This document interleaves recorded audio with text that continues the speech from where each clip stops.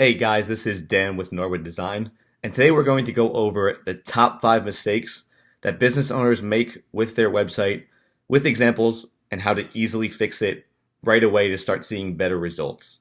So, what we're going to be doing throughout this video is we're going to be going through those top five issues that I see with a business owner's websites with examples and showing you some good examples and some bad examples. So, let's start with number one. The number one thing I see when I look at business websites is they don't have a clear call to action. So for the good example here, we're going to take a look at a client that we worked with that does pressure washing services. So as you can see here, it's really as simple as just throwing in a few buttons, making it prominent on the screen, and showing, here's a way to learn more, here's a way to get a free estimate. So what you really have to do is think about your business and think, what is the main goal you want someone to take when they get on your website? Do they want you to email you? Do you want them to download an app? Do you want them to give you a call? Do you want them to fill out information? And build your website around that way. I see it far too often where people make it very cluttered and they put in way too much information and they kind of overwhelm someone. If you're putting paragraphs of text on this first intro section here, you're most likely going to lose someone's interest. Keep it simple. Keep it very straightforward. And let's take a look at a example where I thought they could have done a much better job. So this appears to be some kind of tax or financial planning firm. And if you look at the site here, there really there's no idea as a visitor of the website what they want you to do next. They have a video here, which is very generic. It's not even their own video. It looks like they just pulled it from YouTube. And as you scroll down, there's really not too much information on here. There's nothing really to get you to take action. There's no bold or prominent figure to say, give us a call here, maybe download this free PDF that will tell you, the top 10 reasons of retirement challenges that people run into, something like that to get you to take that action. So for the next part here, we're going to speak about issue number 2. And that is that the contact info, usually a phone number or an email, is difficult to find. So taking a look at the same example here, let's say you decide you want to reach out to this firm, to HFF Planning. It's really not obvious how you're supposed to reach out. They have a contact button, but there's no real prominent phone number. There's no email button. I think the phone number is kind of hidden down here in the footer of the website. But there's no real way to kind of jump out to you to say, make it simple, make it easy, reach out to us this way. So for a good example, even though I'm not the biggest fan of how kind of plain this website looks, they do a great job of including their phone number right here. It stands out, it's clear, it says, give us a call right now, and there it is, kind of get you to kind of take that action. So for number 3, we're going to speak about businesses that don't use trust elements in their website. So when we speak about trust elements, what am I talking about? I'm talking about anything that's going to get you, if you're brand new to this firm's website, what is going to convince you that this firm kind of checks all your boxes, that you feel comfortable and you feel that they're an expert and you can trust them?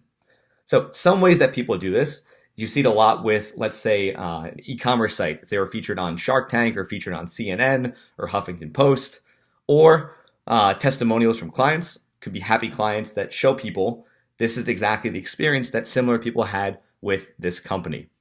Another way as well too is really just looking at maybe some trust logos. So let's say you're a CPA. Are you a member of certain organizations, industry certifications? If you're a financial advisor, did you pass your Series 7, your Series 63? Are you a CFA?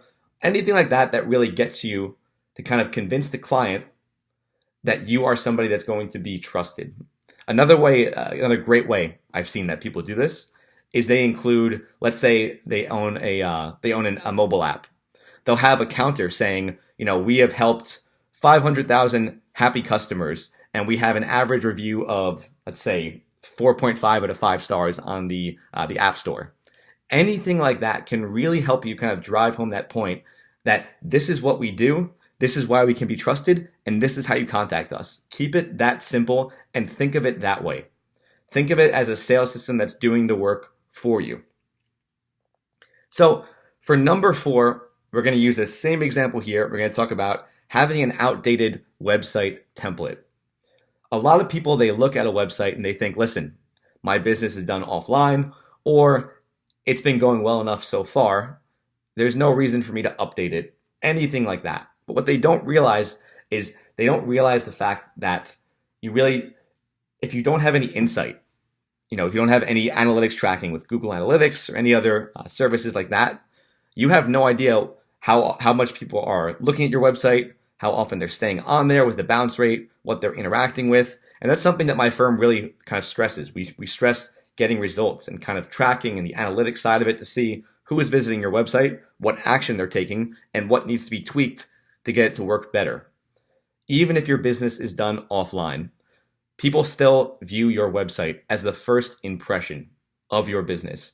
And if you have a template like this that's outdated and looks a little bit confusing, it's hard for people to get that professional tone, and it kind of might not match your other marketing or the meetings that you have with this client. So it's really important to kind of have just an updated look. You don't have to go crazy with it. You just need something that looks clean, professional, and gets the job done.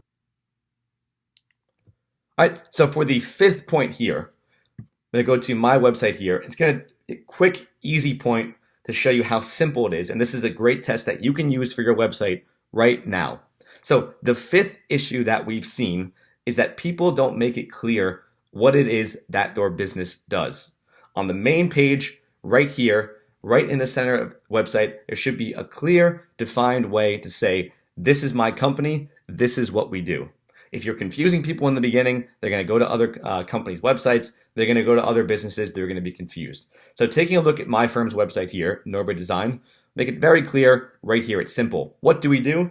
Website design, SEO, digital marketing. That's what we do. So if you want to test this yourself, take a quick look at your website now and say, what is it that we do? Is it simple? Is it something kind of complex? Is it something where it's all over the place?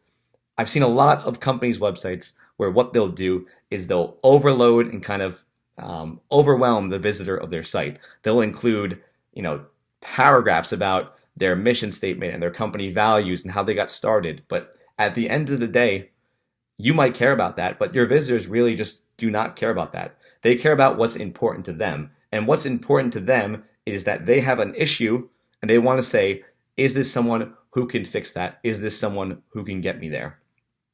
So thank you for watching, guys. If you found this video helpful, feel free to give this video a like and subscribe to the channel. That would be very helpful to us here. And we're going to continue to make content like this to help business owners really get more of a grasp on website design, SEO, and digital marketing aspect of their business. Once again, this has been Dan with Norba Design, and thank you for watching.